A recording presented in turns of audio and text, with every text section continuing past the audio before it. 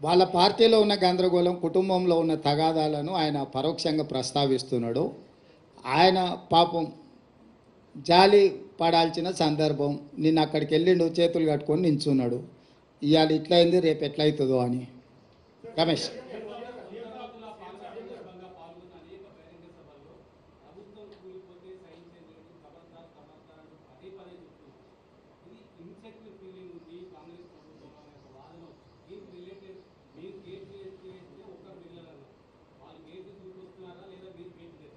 ఇప్పుడు నేను ప్రభుత్వం విషయంలో మొట్టమొదట బీఆర్ఎస్ నాయకులు ఇది 3 నెలలు కూడా మనుగడ సాధించారు, మేము పడగొడతామని బీఆర్ఎస్ వాళ్ళు చెప్పారు.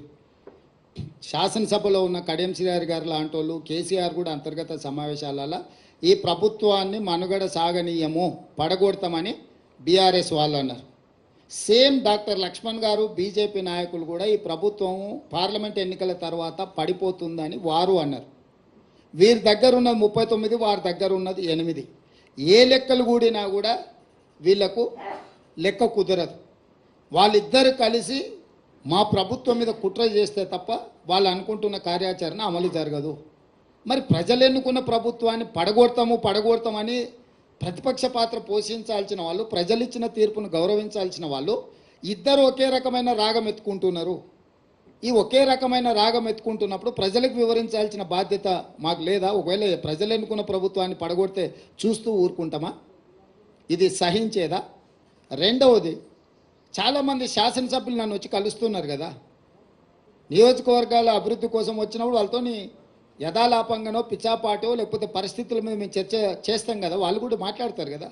వాళ్ళు స్పష్టంగా చెప్తున్నారు, సార్ మా వాళ్ళు కూడా మనము బీజేపీ కలిసిపోతున్నాం, ఎన్నికల తర్వాత మన ప్రభుత్వం వచ్చేస్తుంది, మీరెవ్వరు చింతించకండి, మళ్ళీ మనదే అధికారం అని కొంతమందికి ఆల్రెడీ మంత్రి పదవులు కూడా హామీలు ఇచ్చేస్తున్నారు. వాళ్ళు చెప్తున్నారు అని వీళ్ళకు పైత్యం ముదిరింది సార్.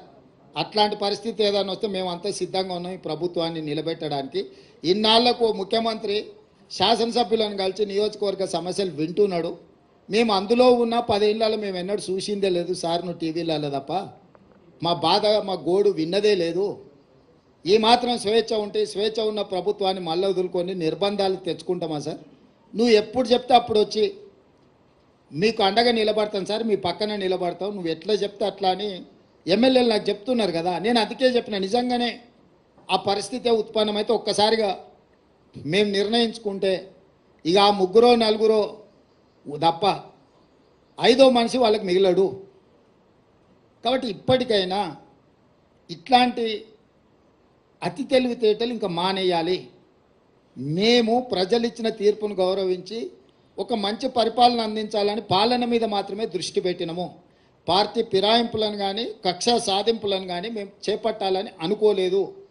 అందుకే వచ్చిన మొదటి రోజు నుంచి రోజుకు 18 గంటలు మేము, మా మంత్రులు, మా ఎమ్మెల్యేలు ప్రజలకు అందుబాటులో ఉండి ఒక మంచి పరిపాలన, తెలంగాణ మోడల్, వైబ్రెంట్ తెలంగాణ దేశ ప్రజలకు చూపించాలనే ప్రయత్నం చేస్తున్నాము.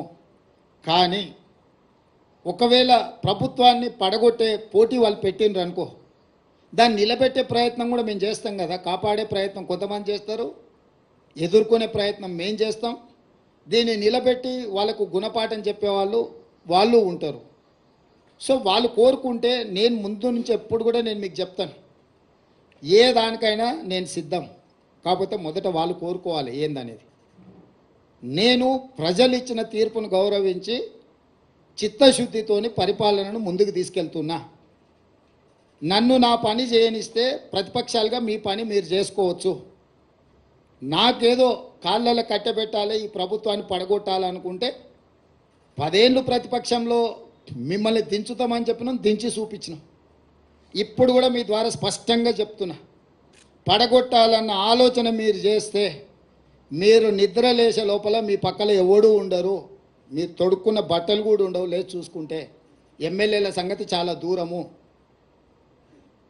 అట్లా ఒకవేళ వాళ్ళు కోరుకుంటే నాకు ఏమీ అభ్యంతరం లేదు. మీరు తారీఖు చెప్పండి, పడగొట్టేది ఏందో చెప్పండి, దాని పరిణామాలు ఏందో నేను చెప్తా. తారీఖు నిర్ణయించుకోమని చెప్తున్నాను నేను. ఒకవేళ ఈ ప్రభుత్వాన్ని పడగొడతాము అని మీరు బింకాల కోసం, పొంకనాల కోసం మాట్లాడుకుంటే నాకేం అభ్యంతరం లేదు. ఎందుకంటే పొంకనాల పోసిగానికి 3 ఎడ్లు 36 దొడ్లు అని వెనకడికి పెద్దోళ్ళు చెప్పారు. పొంకనాల కోసం అయితే నాకు అభ్యంతరం ఏం లేదు.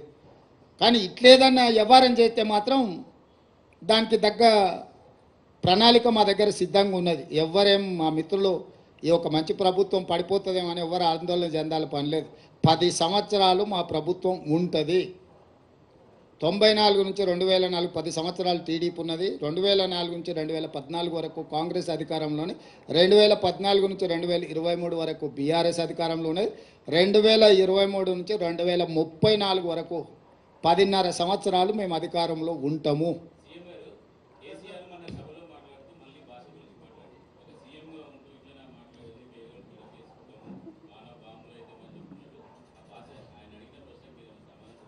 ఇప్పటికన్నా ఆయన జ్ఞానోదయం అయింది. గతంలో ఆయన ఏం మాట్లాడిన ఒకసారి సోషల్ మీడియాలో పెడుతున్నారు, చూసుకోమని. ముఖ్యమంత్రిగా శాసనసభలో ఆనాటి పిసిసి అధ్యక్షుడు ఉత్తమ్ కుమార్ రెడ్డి గారిని ఏం మాట్లాడిండు, బయట ఏం మాట్లాడిండు, సభలలో ఏం మాట్లాడిండు ముఖ్యమంత్రిగా ఒక్కసారి చూడమన్నారు. అంతెందుకు నల్గొండలో సభలో ముఖ్యమంత్రిని పట్టుకొని ఎన్ని మాటలు అన్నాడు మీరు తీయండి.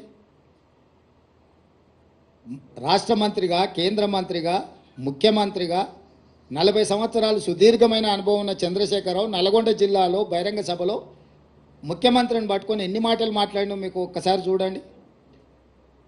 ఆయన అహంకారము ఇంకా కూడా అనగలేదు.